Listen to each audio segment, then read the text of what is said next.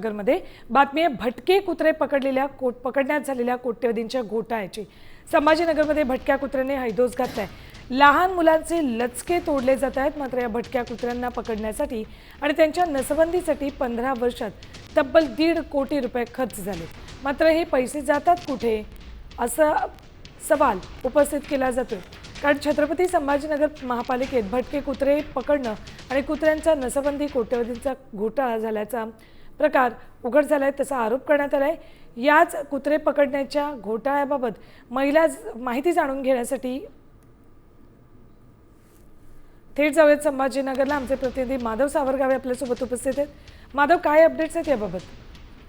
छत्रपती संभाजीनगर शहरामध्ये मोकाट कुत्रे पकडण्यासाठी आणि निर्बीजीकरण करण्यासाठी जो खर्च केलाय त्या खर्चामध्ये मोठा घोटाळा झाल्याचा आरोप केला जातोय। गेल्या 3 वर्षांमध्ये 15,000 कुत्रे पकडले, त्याचं निर्बीजीकरण केलं, मात्र त्यासाठी 1.5 कोटी रुपयाचा खर्च केला गेला। पण हे आकडे खरे आहेत का असा प्रश्न या निमित्तानं उपस्थित केला जातोय। साम टीव्हीनं या संदर्भातली माहिती घेतल्यानंतर काही धक्कादायक आकडे समोर आलेले आहेत।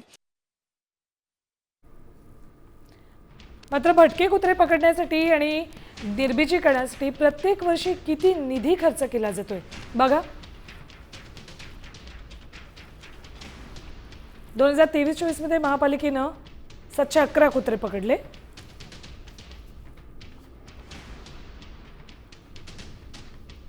तेवीस 24 मध्ये होप संस्थेनं पकडलेले कुत्रे होते 3748।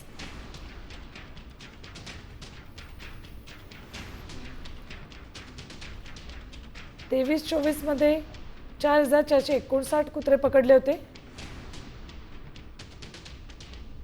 कुत्रे पकडण्यासाठी त्या वर्षी 55 लाखांचा खर्च झाला होता।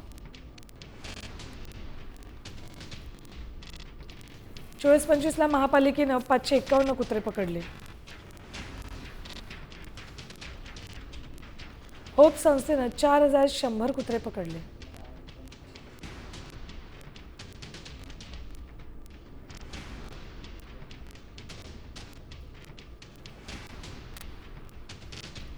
दोन 2024-25 मध्ये कुत्रे पकडण्यासाठीचा खर्च झाला 59,14,000 रुपये। 25-26 मध्ये महापालिकेनं 1313 कुत्रे पकडले। होप संस्थेनं याच वर्षी 1088 कुत्रे पकडले। 2025-26 मध्ये पकडलेले एकूण कुत्रे 2401।